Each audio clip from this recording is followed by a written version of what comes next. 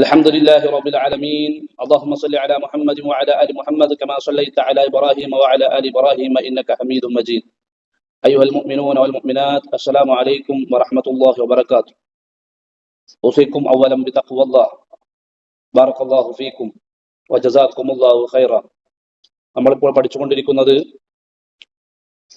സൂറത്ത് ഹജ്ജാണ്.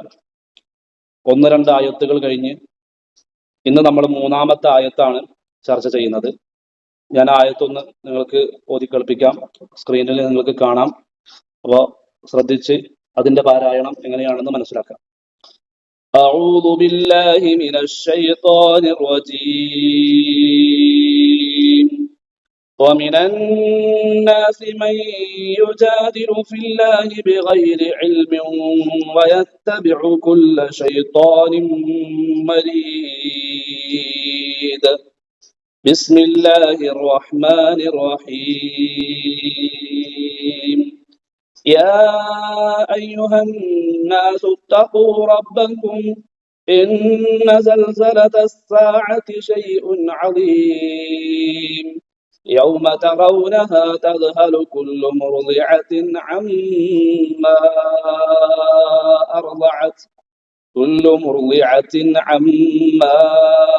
أرضعت وتضع كل ذات حمل حملها وترى الناس سكارى وما هم بسكارى ولكن عذاب الله شديد. ومن الناس من يجادل في الله بغير علم ويتبع كل شيطان مريد. അതിന്റെ അർത്ഥമാണ് നിങ്ങൾ സ്ക്രീനിൽ കാണുന്നത്. യാതൊരു അറിവുമില്ലാതെ അല്ലാഹുവിന്റെ കാര്യത്തിൽ തർക്കിക്കുകയും ധിക്കാരിയായ ഏത് പിശാചിനെയും പിൻപറ്റുകയും ചെയ്യുന്ന ചിലർ മനുഷ്യരുടെ കൂട്ടത്തിലുണ്ട്. മനുഷ്യരുടെ കൂട്ടത്തിൽ വമിനന്നാസി ചില ആളുകളുണ്ട്. മൻ യുജാദിലു ഫില്ലാഹി ബിഗൈരി ഇൽമിൻ, ഒരു അറിവില്ലാതെ അള്ളാഹുവിന്റെ വിഷയത്തിൽ വെറുതെ തർക്കിച്ചുകൊണ്ടിരിക്കുന്ന ചില ആൾക്കാരുണ്ട്. വയത്തബിഉ കുല്ല ശൈത്താനിൻ മരീദ്, ധിക്കാരികളായ പിശാചുക്കളുടെ പാതയെ പിൻപറ്റിക്കൊണ്ട് ജീവിക്കുന്ന ആളുകളാണ്. അവരിലാണ് അത്തരത്തിലുള്ള സ്വഭാവങ്ങൾ ഉണ്ടാവുക. അതിന്റെ വാക്കർത്ഥം നമുക്ക് മനസ്സിലാക്കാം. മിനന്നാസി, മനുഷ്യരിലുണ്ട്, മൻ ചിലർ, യുജാദിലു അവർ തർക്കിക്കും, ഫില്ലാഹി അള്ളാഹുവിൽ അല്ലെങ്കിൽ അള്ളാഹുവിന്റെ കാര്യത്തിൽ, ബിഗൈരി ഇൽമിൻ യാതൊരു അറിവും കൂടാതെ, വയത്തബിഉ പിൻപറ്റുകയും ചെയ്യും, കുല്ല ശൈത്താനിൻ എല്ലാ പിശാചിനെയും, മരീദ് ധിക്കാരശീലരായ അല്ലെങ്കിൽ ധിക്കാരശീലനായ പിശാചുക്കളുടെ പാതയെ പിൻപറ്റിക്കൊണ്ട് വെറുതെ അറിവില്ലാതെ അള്ളാഹുവിന്റെ വിഷയത്തിൽ തർക്കിക്കുന്ന ചില ആളുകൾ മനുഷ്യരുടെ കൂട്ടത്തിലുണ്ട് എന്നതാണ് ഈ ആയത്തിലൂടെ അള്ളാഹു സുബ്ഹാനഹു വ തആല പഠിപ്പിക്കുന്നത്. അതിന്റെ തഫ്സീറാണ് നമുക്ക് ഇവിടെ കാണാൻ കഴിയുന്നത്. ഇവിടെ നമ്മുടെ പാഠപുസ്തകത്തിലുള്ള തഫ്സീർ തന്നെയാണ് നമുക്ക് ഇവിടെ കാണാൻ കഴിയുന്നത്.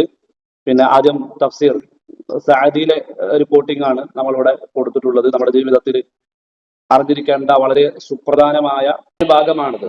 വൽഹാലു അന്നഹും ഫീ ഗായത്തിൽ ജഹലി മാ ഇൻദഹും മിനൽ ഇൽമി ശൈഉൻ വഗായത്തു മാ ഇൻദഹും തഖ്ലീദു അയിമ്മത്തിൽ ദലാൽ വൽഹാലു അന്നഹും ഫീ ഗായത്തിൽ ജഹലി.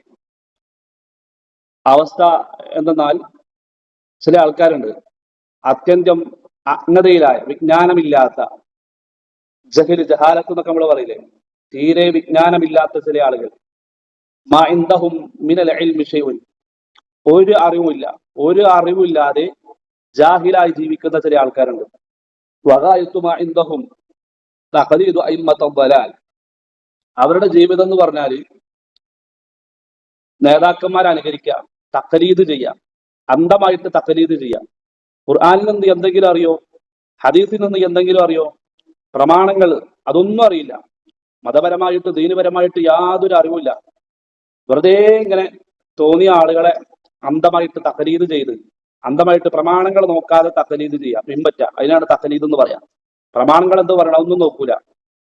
നമുക്ക് ഒരാളോട് ഇഷ്ടപ്പെട്ടാല് ആ ഇഷ്ടപ്പെട്ട ആളെന്താണോ ചെയ്യണത് അത് മാത്രം ഇങ്ങനെ ചെയ്യാം. അതിനപ്പുറം ഇപ്പുറം അള്ളാഹു എന്ന് പറഞ്ഞു, റസൂലുള്ളാഹി എന്ന് പറഞ്ഞു, അതൊന്നും നോക്കൂല. ഇതിനെയാണ് തഖ്ലീദ് എന്ന് പറയുന്നത്. ഇത് തഫ്സീർ സഅദി കൃത്യമായിട്ട് നമുക്ക് ഈ ഒരു വിശദീകരണമാണ് കാണാൻ കഴിയുന്നത്. വൽഹാലു അന്നഹും ബിഗായത്തിൽ ജഹൽ മാ ഇൻദഹും മിനൽ ഇൽമി ശൈഉൻ വഗായത്തു മാ ഇൻദഹും തഖദീറു അഇമ്മത്തുൽ ദലാൽ. ഒരു അറിവില്ലാതെ ജാഹിലായി ജീവിച്ച് പിന്നീട് അവരുടെ പിന്നെ ദീൻ എന്ന് പറഞ്ഞാൽ എന്താ, ബലാലത്തിലൊക്കെ ജീവിക്കുന്ന ആൾക്കാർ, ആ ബലാലത്തിൽ ജീവിക്കുന്ന ആൾക്കാരെ തഖലീദ് ചെയ്യാം. എന്നിട്ട് ഞങ്ങളാണ് വലിയ ആൾക്കാർ, ഞങ്ങളാണ് പിന്നെ മുസ്ലിങ്ങൾ, ഞങ്ങളാണ് മുഅ്മിനീങ്ങൾ, ബാക്കിയുള്ളവരൊക്കെ പഴച്ചവരാണ് എന്ന് പറഞ്ഞെടുക്കാം അല്ലെ. അങ്ങനത്തെ ചില മനുഷ്യന്മാർ ഉണ്ട് എന്നതാണ് ഈ ആയത്തിന് തഫ്സീർ സഅദി റഹിമഹുല്ലാ അദ്ദേഹം രേഖപ്പെടുത്തിയിട്ടുള്ളത്.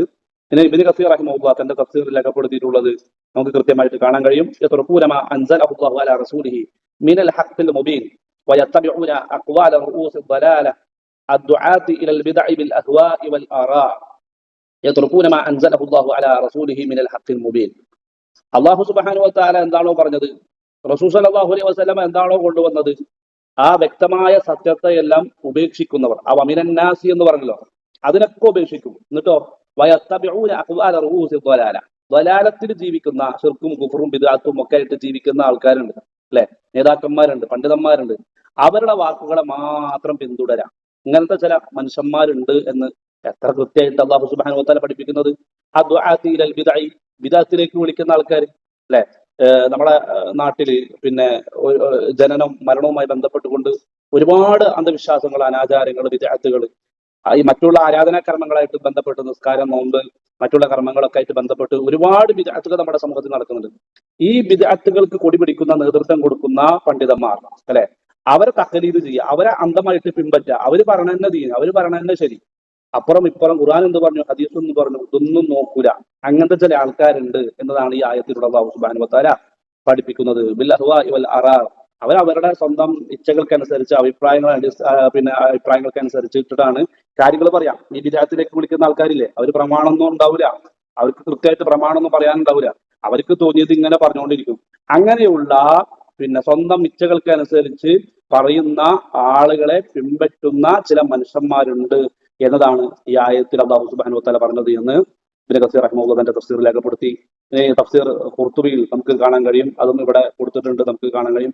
ഖൗലുഹു തആല മിനൻ നാസ് മൻ യുജാദിലു ഫില്ലാഹി ബിഗൈരി ഇൽമിൻ ഖീല അൽ മുറാദു നദറു ബിൽ ഹാരിസ്. നദർ ബിൽ ഹാരിസിനെ കുറിച്ചാണ് പിന്നെ ഈ ആയത്തിലൂടെ അല്ലാഹു സുബ്ഹാനഹു വ തആല പറഞ്ഞത്. നദർ ബിൻ ഹാരിസ് എന്ന് പറഞ്ഞാൽ റസൂൽ സല്ലല്ലാഹു അലൈഹി വസല്ലമയുടെ കാലത്ത് ജീവിച്ച വലിയൊരു ധിക്കാരിയാണ്. പ്രവാചകൻ സല്ലല്ലാഹു അലൈഹി വസല്ലമ എന്ത് പറഞ്ഞാലും അതിനെ വിമർശിച്ചിരുന്ന ഒരാളായിരുന്നു നദർ ബിൻ ഹാരിസ്. പിന്നെ ഇന്നല്ലാഹ അസ്സ വജല്ല غير قادر على إحياء قال إن الله عز وجل غير قادر على إحياء من قد بلي بعاد التراب.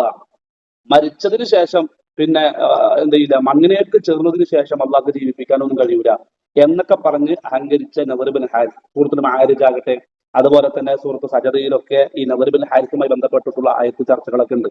അതൊക്കെ നമുക്ക് ഇൻഷാ അല്ലാഹ് പിന്നീട് എപ്പോഴെങ്കിലും സൗകര്യങ്ങളൊക്കെ കിട്ടുമ്പോൾ വിശദീകരിക്കാം. അപ്പോൾ വലിയൊരു ധിക്കാരിയായിരുന്നു. അവനെ കുറിച്ചാണ് അല്ലാഹു സുബ്ഹാനഹു വ തആല പിന്നെ ഈ പറഞ്ഞത്. നമ്മൾ ഓതി വെച്ച ആയത്തുണ്ടല്ലോ, പിന്നെ സൂറത്ത് ഹജ്ജിലെ 3-ാമത്തെ ആയത്ത്, വമിനൻ നാസി മൻ യുജാദിലു ഫില്ലാഹി ബിഗൈരി ഇൽമിൻ വയത്തബിഉ കുല്ല ശൈത്വാനിൻ മരീദ്.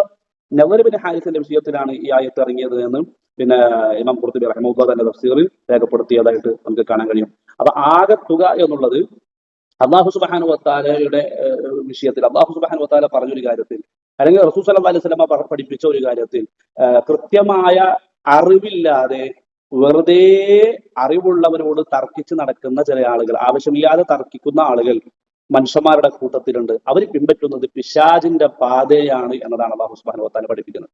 പ്രമാണങ്ങൾ നോക്കാതെയുള്ള അന്ധമായ തഖ്ലീദ് അല്ലെ.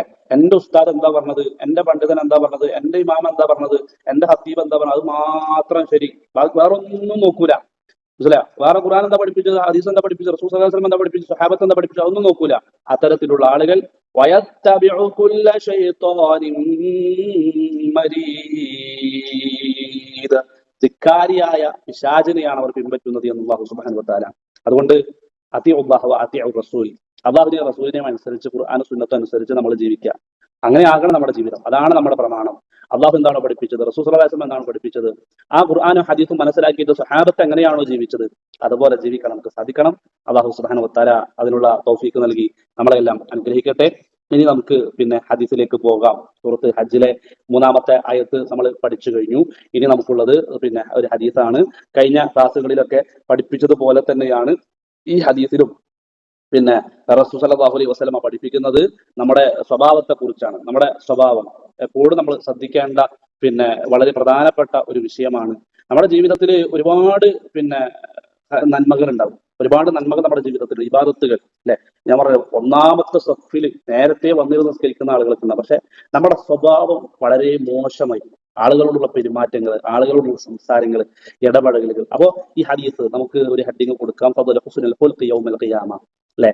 നാളെ യൗമൽ ഖിയാമയിൽ സൽസ്വഭാവത്തിനുള്ള ഒരു ശ്രേഷ്ഠത എന്തായിരിക്കും, മഹത്വം. നാളെ പരലോകത്ത് നല്ല സ്വഭാവത്തോടു കൂടി ജീവിച്ച ആളുകളുടെ മഹത്വം, അതാണ് റസൂൽ സ്വല്ലല്ലാഹു അലൈഹി വസല്ലം ഈ ഹദീസിലൂടെ പഠിപ്പിക്കുന്നത്. അനസ് ബിൻ മാലിക് റളിയല്ലാഹു അൻഹു ഖാൽ قال رسول الله صلى الله عليه وسلم ما من شيء أثقل في ميزان العبد يوم القيامة من حسن الخلق. സുനൻ അബൂ ദാവൂദ് റഹിമഹുല്ലാഹ്, തിർമിദി പോലെയുള്ള പിന്നെ ഹദീസുകളിലൊക്കെ നമുക്ക് ഈ ഹദീസ് നമുക്ക് കാണാൻ കഴിയും. സ്വീകാര്യമായ ഹദീസാണ്. നാളെ പരലോകത്ത് ഒരു അടിമയുടെ തുലാസിൽ നമ്മുടെ അമലുകൾ തൂക്കുമല്ലോ, വൽ വസനു യൗമ ഇദിൻ ഹഖ് എന്ന് പരിശുദ്ധ ഖുർആൻ പഠിപ്പിച്ചല്ലോ. അത് സത്യമായ കാര്യമാണ്. നമ്മുടെ അമല് തൂക്കുന്ന ഒരു ദിവസമുണ്ട്. അന്ന് ഏറ്റവും കൂടുതൽ ഭാരം തൂങ്ങുന്ന കർമ്മം എന്നുള്ളത് സൽസ്വഭാവമായിരിക്കും, ഹുസ്നുൽ ഖുൽഖായിരിക്കും എന്ന് റസൂലുള്ളാഹി സ്വല്ലല്ലാഹു അലൈഹി വസല്ലം. അതുകൊണ്ട് സൽസ്വഭാവികളാകാൻ നമുക്ക് സാധിക്കണം എപ്പോഴും, എല്ലാ വിഷയത്തിലും. അത് നമുക്ക് സ്വർഗപ്രവേശനത്തിന് കാരണമാകും. റസൂൽ സല്ലല്ലാഹു അലൈഹി വസല്ലമയുടെ സ്വഭാവത്തെ കുറിച്ച് ഖുർആൻ പറഞ്ഞല്ലോ, വഇന്നക ലഅലാ ഖുലുഖിൻ അദീം. സൂറത്ത് ഖലമിലെ 4-ാമത്തെ ആയത്താണ്. റസൂൽ സല്ലല്ലാഹു അലൈഹി വസല്ലം എന്ന് പറഞ്ഞാൽ ഏറ്റവും മികച്ച സ്വഭാവത്തിന്റെ ഉടമയായിരുന്നു. ഏറ്റവും നല്ല സ്വഭാവത്തിന്റെ മാതൃക ആരാണ്? മുഹമ്മദ് മുസ്തഫ സല്ലല്ലാഹു അലൈഹി വസല്ലം. അതുകൊണ്ട് സത്യം മാത്രം നമ്മൾ പറയാം, ക്ഷമയുള്ളവരാകാം, വിനയമുള്ളവരാകാം, മറ്റുള്ളവരെ ഏതെല്ലാം വിഷയത്തിൽ നമുക്ക് സഹായിക്കാൻ കഴിയുമോ അതിലൊക്കെ നമ്മൾ സഹായിക്കാം. നമ്മുടെ ദേഷ്യത്തെ, നമ്മുടെ കോപത്തെ അല്ലെ നമ്മൾ നിയന്ത്രിക്കുക. നമ്മുടെ കോപമാണ് നമ്മളെ കൊണ്ട് മോശമായി പിന്നെ സംസാരിപ്പിക്കുന്നത്. നമ്മുടെ കോപമാണ് മറ്റുള്ളവരോട് ഇടപഴകുമ്പോൾ നമ്മൾ മോശമായി പോകുന്നത്. അതുകൊണ്ട് കോപത്തെയൊക്കെ നിയന്ത്രിക്കുക, അഹങ്കരിക്കാതിരിക്കുക, കള്ളം പറയാതിരിക്കുക, അസൂയ ഇല്ലാതിരിക്കുക അല്ലെ. മറ്റുള്ള ദുഷ്പ്രവർത്തനങ്ങളൊക്കെ, മറ്റുള്ളവരെ ഉപദ്രവിക്കുന്ന ഒരു അവസ്ഥ ഒന്നും ഉണ്ടാവരുത് അല്ലെ. ഇത്തരത്തിലുള്ള തിന്മകൾ നമ്മുടെ ജീവിതത്തിൽ ഉണ്ടായാൽ നമ്മുടെ തുലാസ് നഷ്ടമായിരിക്കും ഖനം തൂങ്ങുക. അതുകൊണ്ട് നമ്മളെപ്പോഴും സൽസ്വഭാവികളാകാൻ നമുക്ക് സാധിക്കണം. ഞാൻ എപ്പോഴും പറയുന്നത് പോലെ, സൽസ്വഭാവി എന്ന് പറഞ്ഞാൽ വീട്ടിൽ എല്ലാവർക്കും നമ്മൾ ഇഷ്ടമായിരിക്കണം, നമ്മുടെ ഓഫീസിൽ, നമ്മുടെ സ്കൂളിൽ, നമ്മുടെ സ്ഥാപനങ്ങളിൽ, നമ്മുടെ അയൽപ്പക്കത്ത്, നമ്മുടെ സമൂഹത്തിൽ അല്ലെ. നിന്നെ കുറിച്ച് നിന്റെ അയൽവാസി നല്ലത് പറയാതെ നീ സ്വർഗം കാണൂല എന്ന് ഹബീബുന മുഹമ്മദ് മുസ്തഫ റസൂൽ കരീം സല്ലല്ലാഹു അലൈഹി വസല്ലം. അപ്പോ നല്ല സ്വഭാവത്തിന്റെ ഉടമകളാകാനുള്ള തൗഫീക്ക് നൽകി അല്ലാഹു സുബ്ഹാനഹു വ തആല നമ്മളെ എല്ലാം അനുഗ്രഹിക്കട്ടെ. ഇനി നമുക്ക് പിന്നെ പഠിക്കാനുള്ളത് ഒരു പ്രാർത്ഥനയാണ്. പാഠപുസ്തകത്തിലെ 3-ാമത്തെ പ്രാർത്ഥനയാണ് നമുക്ക് പഠിക്കാനുള്ളത്. അദ്കാർ സുബ്ഹാനി വൽ മസായി വഹിഫദുല്ലാഹ്. പിന്നെ രാവിലെയും വൈകുന്നേരവും ഈ ഒരു ദിക്ർ നമ്മൾ ചൊല്ലുക എന്നുള്ളത് അള്ളാഹുവിന്റെ സംരക്ഷണം കിട്ടാനുള്ള ഒരു മാർഗമാണ്. ഈ ഒരു ദിക്ർ നിങ്ങൾ സ്ക്രീനിൽ കാണുന്നുണ്ടാകും. അപ്പോൾ അത് നിങ്ങൾ എന്ത് ചെയ്യുക, അത് ജീവിതത്തിൽ മനഃപ്പാടമാക്കിയിട്ട് അഊദു ബികലിമാത്തില്ലാഹി തമ്മാത്തി മിൻ ശർരി മാ ഖലഖ് എന്ന ഈ ഒരു ദിക്ർ ഇത് നമ്മൾ രാവിലെ ചൊല്ലണം. അതുപോലെ തന്നെ വൈകുന്നേരം നമ്മൾ ചൊല്ലണം. ഇത് നമ്മൾ ചൊല്ലിയാൽ അള്ളാഹുവിന്റെ കാവല് നമ്മുടെ ജീവിതത്തിൽ എപ്പോഴും ഉണ്ടാകണം. മാത്രമല്ല, ഒരു വിജനമായ ഒരു പ്രദേശത്ത് നമ്മൾ എത്തിപ്പെട്ടാൽ അല്ലെ, നമുക്ക് എവിടെ നമ്മൾ ഒരു ഒരു പുതിയ സ്ഥലത്തേക്ക് നമ്മൾ പോയാൽ അവിടെ എത്തിപ്പെട്ടാൽ قال رسول الله صلى الله عليه وسلم من نزل منزلا فقال اعوذ بكلمات الله التامات من شر ما خلق لم يضره شيء حتى يرتحل من منزله ذلك.